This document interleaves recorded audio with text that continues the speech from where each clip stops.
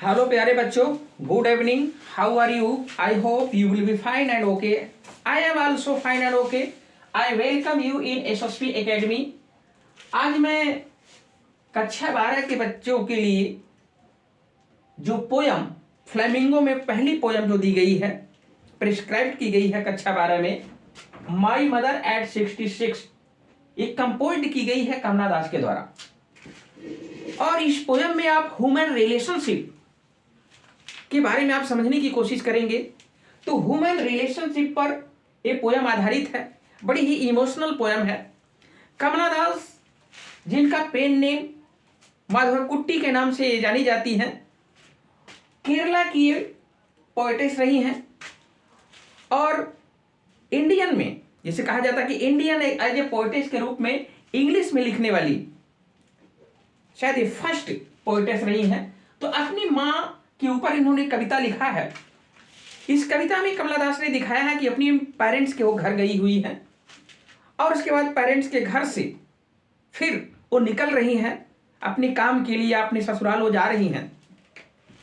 तो अपनी माँ के घर से वो कोचीन एयरपोर्ट पे जा रही हैं, जहाँ से उन्हें फ्लाइट पकड़नी है और उसके बाद अपने काम के लिए उन्हें निकलना है। तो जब वो अपनी माँ के घर से जा रही हैं तो कार द्वारा जा रही हैं, बाई कार। और उस कार में शायद उनको छोड़ने के लिए, कमला दास को एयरपोर्ट पे छोड़ने के लिए उनकी माँ भी बैठ के जा रही हैं। तो जब माँ बैठ के जा रही हैं तो माँ की तरफ जब वो देखती है कमला दास उस कार में, तो माँ का जो बुढ़ापा है वो देख करके कमला दास के अंदर एक डर उभर रहा है कि कहीं ऐसा ना हो कि मेरी माँ इतनी ओल्ड हो गई है कि शायद बहुत दिनों तक साथ दे न सके। और ये भी उनका डर सता रहा है कि अगर दूसरी बार अगर मैं आऊंगी माँ से मिलने के लिए तो शायद माँ से मुलाकात नहीं होगी। ये दर्द, ये पीड़ा जो कमला दास के हृदय में उभरा है, उसी पीड़ा को उन्होंने इस पोयम में बयां किया है। तो लेट्स बिगिन, देखते हैं पोयम को। Driving from my parents home, यानी कह रही है कि ड्राइविंग करते हुए, कार चलाते हुए, फ्रॉम माई पेरेंट्स होम, अपने माता पिता के घर से, टू कोचीन। कोचीन का मतलब कोचीन एयरपोर्ट है केरला का, ठीक है। कोचीन एयरपोर्ट जा रही है। लास्ट फ्राइडे मॉर्निंग की बात है, पिछले शुक्रवार की सुबह की बात है। तो इट वॉज मॉर्निंग का टाइम है। तो ये डे आपका क्या है? फ्राइडे, दिन शुक्रवार है और सुबह का समय है। वो कार द्वारा कोचीन एयरपोर्ट में जा रही है। उस कार में उनकी माँ भी बैठी हुई है और कह रही है कमला दास, आई शाम आई मदर, मैंने अपनी माँ को देखा, बिसाइड में, ठीक मेरे बगल में मेरी माँ बैठी। बिसाइड का मतलब पास, करीब। तो आई शाम आई मदर बिसाइड मी, यानी she was continuous watching her mother in car. Dose कर रही है, she was dosing, she was taking a short nap.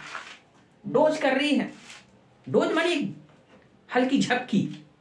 Mouth open, माँ का जो मुंह है वो ओपन, खुला हुआ है। हर फेस, और माँ का चेहरा कैसा लग रहा है? ऐसे राख जैसा।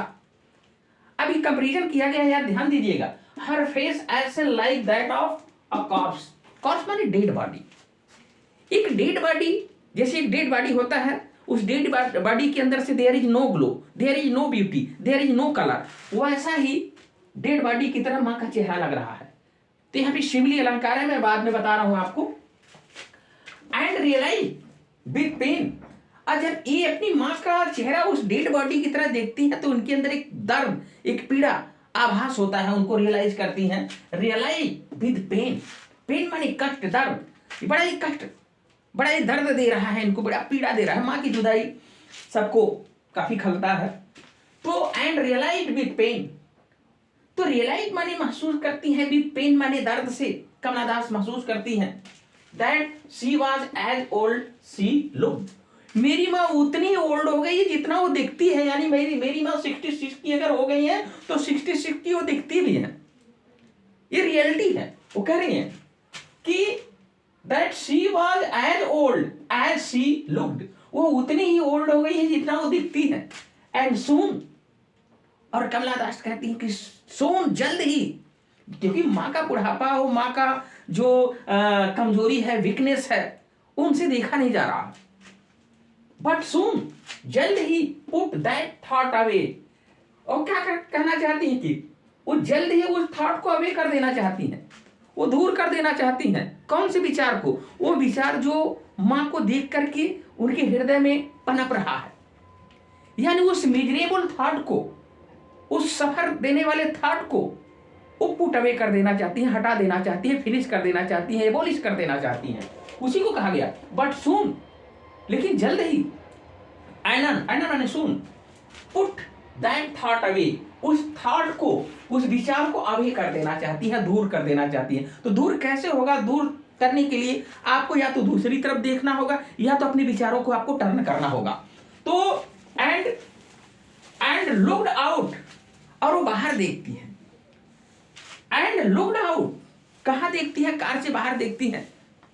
लुक्ड आउट, बाहर। अब मां की तरफ देखने की हिम्मत नहीं रह गई, बड़ा पीड़ा दे रहा है, उनका जो कंडीशन है, हालत, वो बड़ा कष्ट दे रहा है। तो and looked out, looked out का मतलब बाहर देखती है। किससे बाहर? कार से बाहर, जो खिड़कियां हैं उससे बाहर देख रही है। Looked out at young trees sprinting, देख रही है कि जो यंग ट्री है, छोटे छोटे जो पौधे हैं, स्प्रिंटिंग एक तरह से, जो एक तरह कहा जाएगा कि जमीन से फूट के निकल रहे हैं, या जो बड़े बड़े पौधे हैं, आप कार में बैठेंगे तो एक तरह से पीछे की तरफ भागते हुए दिखाई देंगे। आप कार में, ट्रेन में, बस में कहीं बैठ जाइए, अगर बाहर देखिए तो आपको मालूम पड़ेगा कि पेड़ पौधे भाग रहे हैं तेजी से, ऐसा नजारा। तो and looked out at young, माने छोटे छोटे, या कहा जाता है कि एकदम तंदुरुस्त पेड़ पौधे, eight young tree sprinting, sprinting का मतलब होता है रनिंग, मूविंग वेरी फास्ट। तो देख रही है कि पेड़ पौधे बहुत तेजी से भाग रहे हैं। अब ये क्यों बाहर देख रही है? उस विचार को दूर करने के लिए, वो जो विचार वो अपनी माँ को देख करके उनको कष्ट आ रहा है, उस विचार को अभी करने के लिए खिड़की से बाहर देख रही है, और देख रही है कि पेड़ पौधे मालूम पड़ रहा है कि जैसे तेजी से भाग रहे हैं, ध्यान को अपना थोड़ा सा बहलाने के लिए, भटकाने के लिए। ट्री स्प्रिंटिंग द मेरी, और क्या देख रही है बाहर? द मेरी चिल्ड्रेन स्पीलिंग, और ये जो मेरी चिल्ड्रेन है, जो हैप्पी चिल्ड्रेन है, जो खुश चिल्ड्रेन है, सुबह का समय तो बताया नहीं, यहाँ बता दिया सुबह का समय है। तो मेरी, मेरी का मतलब प्रसन्न, हैप्पी, डिलाइटेड, चिल्ड्रेन स्पीलिंग माने निकल रहे हैं, कमिंग आउट, शायद वो स्कूल जा रहे हैं, they were going to school, morning का समय है। तो मेरी children spilling out of their home, कहाँ बच्चे निकल रहे हैं? आप देयर होम, अपने घर से स्पीलिंग कर रहे हैं, निकल रहे हैं, शायद वो स्कूल जा रहे हैं। Perhaps they were going to school, अब स्कूल जा रहे हैं तो काफी डिलाइटेड मूड में है बच्चे, यूनिफॉर्म अपना पहने हुए हैं, बैग टांगे हुए हैं, तो बहुत ही इंजॉय होके जा रहे हैं। तो ये आप देखिए, एक तरफ कंट्रास्ट दिखाया गया है, यहाँ पर एक तरफ माँ का दुख दिखाया गया, उधर से उनका मन देखने को नहीं किया। अब इधर ही बाहर देख रहे हैं तो हैप्पी मूड दिखाई दे रहा है, उधर कार के अंदर सैड मूड है और उस कार के बाहर हैप्पी मूड है। तो एक तरह से कंट्रास्ट आपको देखने को मिलेगा यहाँ पर, ठीक है, विरोधाभास। तो द मेरी children spilling out of their home but after the airport, अब पहुंच गई एयरपोर्ट, ऐसे विचार भावना में पहुंच गई, दुख सुख के भावना में, क्योंकि कार तो चल ही रही थी। अब कोचीन एयरपोर्ट आ गया, बट आफ्टर एयरपोर्ट सिक्योरिटी, क्योंकि एयरपोर्ट पे जाएंगे जिनको जाना होता है उनकी सिक्योरिटी चेक होता है, तो चेक किया जाता है, उसके बाद आपको अलाउ किया जाता है अंदर जाने का, ठीक है। जो पहुंचाने गया हो तो बाहर खड़ा रहेगा, तो इनकी माँ तो बाहर है उधर। अब आफ्टर क्या कर रही हैं? But after airport security check, जो एक सिक्योरिटी चेक का जो रूल है, जो नियम है, वो चेक होता है कमला दास का। और स्टैंडिंग ए फ्यू यार्ड्स, अभी उसके बाद कुछ यार्ड माने गज की दूरी पर खड़ी है, उसकी माँ उधर है, और कुछ यार्ड माने गज की दूरी पर खड़ी है। स्टैंडिंग ए फ्यू यार्ड्स, कुछ गज की दूरी पर खड़ी होकर के, यार्ड अवे, कुछ दूर पर खड़े होकर के, आई लुक्ड, कह रही है कमला दास, वन सेकेंड कह रही, आई लुक्ड, मैंने देखा, अगेन माने पुनः, एट हर, अभी तो यहां देखी थी, उसके बाद बाहर देख रही थी, अब इसके बाद सिक्योरिटी चेक हुआ, इसके बाद फिर दूसरी बार अपनी मां को देखती हैं, फिर कह रही हैं कि आई लुक्ड अगेन माने पुनः, एट हर, हर माने अपनी मां को देखती हैं। अब देखती हैं तो वैन, एक तरह से कहा गया वैन, वहां भी एकदम बहुत ही झुर्रियां लगा हुआ चेहरे के अंदर, वही बुढ़ापा, ये वैन कहा जाता है, जिसमें आपके शरीर की जो झुर्रियां होती हैं वो झलकती हैं, जिसमें आपको कोई लाइट नहीं होता है, तो यही वैन और पेल, पेल का भी मतलब काफी उदास, डिसअपॉइंटेड। तो यहां पर ये जो निराशा दिख रहा है, फिर एक बार उनको निराशा देखने को मिल रहा है। वो माँ का कंडीशन देख रही हैं, फिर उनको दर्द उभर रहा है एक तरीके से। तो I looked again at her wan pale, एकदम झुर्रियां लगा हुआ, there is no colour, there is no light, there is no beauty, कुछ नहीं है माँ के अंदर, क्योंकि वो यंग की सारी ब्यूटी चली गई है। तो वैन पेल एज लेट विंटर्स मून, अब कह रही है माँ के शरीर की तुलना वो कर रही है, किससे कर रही है? वो जाड़े वाली जो चंद्रमा होती है, जाड़े की जो चंद्रमा, जो विंटर्स जो मून होता है, क्योंकि जाड़े में कोहरा होता है, फाग होता है, चंद्रमा की रोशनी बहुत लाइट जो चमक होती, शाइनिंग, वो दिखती नहीं है, धुंधला छाया हुआ। वैसे ही इस बॉडी के ऊपर, इस माँ की शरीर के ऊपर ये जो बुढ़ापा है, जो धुर्रियां हैं, ये सारी चीज छाए हुए हैं उसी तरीके से जैसे चंद्रमा के ऊपर ये कोहरे छाए रहते हैं, वैसे माँ के ऊपर ये बुढ़ापा छाया हुआ है। यानी लाइट नहीं है चेहरे में, जिस तरह से चंद्रमा में लाइट नहीं रह गया है कोहरे की वजह से, वो माँ के अंदर भी वो लाइट नहीं रह गया है बुढ़ापे की वजह से, ड्यू टू ओल्डनेस, और उधर due to fog, due to winter की वजह से। तो एक तरह से यहां माँ की तुलना एक चंद्रमा से की गई, जाड़े की चंद्रमा। एंड फेल्ट, और महसूस करती है, दैट ओल्ड फेमिलियर एक, फिर इसके बाद कह रही है दैट ओ ओल्ड, पुराना, फेमिलियर, जाना पहचाना, परिचित, एक माने वो दर्द, फिर वो दर्द उभर के आता है। जैसे कहते एक कहते हो ना, जैसे हेडेक कहते हो सर दर्द, तो दर्द से संबंध है एक का। तो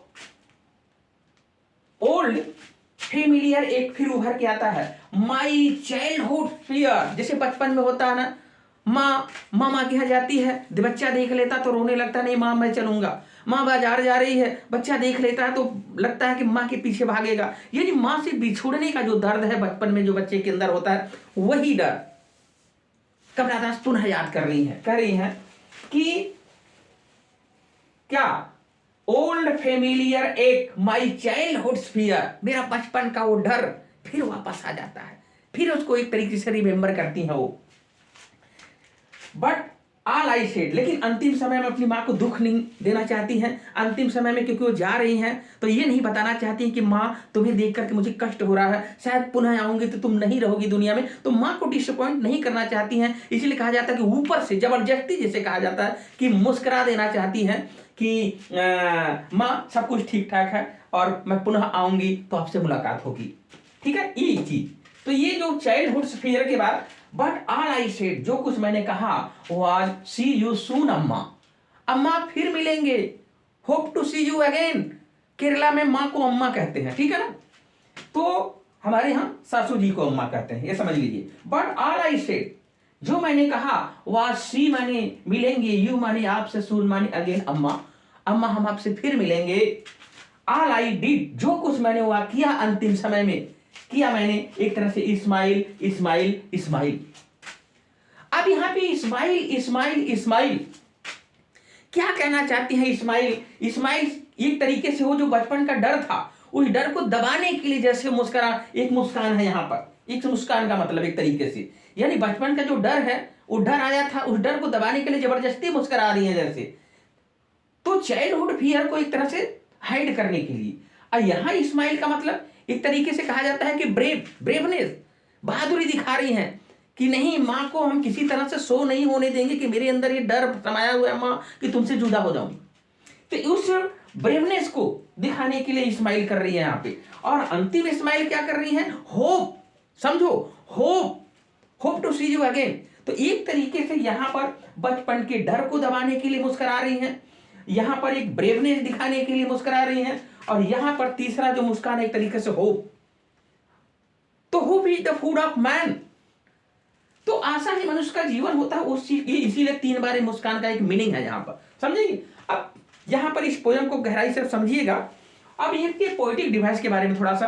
पोएटिक डिवाइस आपका जो फिगर्स ऑफ स्पीच होता है, अलंकार होता है, पोएटिक डिवाइस कहिए, जो या लिटरेरी डिवाइस कहिए, जो साहित्यिक उपकरण होता है, या फिगर्स ऑफ स्पीच कहिए, सब एक ही होता है, पोएटिक डिवाइस, लिटरेरी डिवाइस और फिगर्स ऑफ स्पीच। ओके, तो अब यहां पर सिमिली किया गया है, हर फेस ऐसे like that of A corps. Simile क्या होता है? 2 डिफरेंट चीजें, भिन्न भिन्न चीजों की तुलना की जाती है, लेकिन तो जो टू डिफरेंट चीजें होनी चाहिए लेकिन क्वालिटी एक होना चाहिए, ठीक है। तो हर फेस, माँ के चेहरे की तुलना किससे की गई? कॉर्प्स से की गई। दोनों चीजें डिफर है, इधर माँ का चेहरा है और इधर एक डेड बॉडी है, ठीक है, दोनों चीजें डिफर है। तो यहां पर आपको एज लाइक सो सिमिलर लगा होना चाहिए, तो एज लाइक सो आपका लगा है, लाइक लगा है, ठीक है। तो यहां माँ के चेहरे की तुलना किससे की गई? कॉर्प्स से, इसलिए आपका सिमिली है, ठीक है, उपमा दिया गया। अब दूसरा क्या है? एज लेट विंटर्स मून, यानी माँ के चेहरे की तुलना किससे किया गया है? ये जाड़े की चंद्रमा से। तो जाड़े की चंद्रमा, एक तरफ माँ है एक तरफ चंद्रमा है, तो माँ जिस तरह जो हालात जाड़े में उस चंद्रमा का होता है वही हालत बुढ़ापे में माँ का है, ठीक है। और यहां पर आपका एज लगाया गया है, तो यहां पर टू डिफरेंट चीजें होगी, माँ और उधर चंद्रमा, और एज लाइक सो से आपका एज से आपका कंपेरिजन कर दिया गया, तो आपका क्या है? सिमिली, ठीक है, उपमा।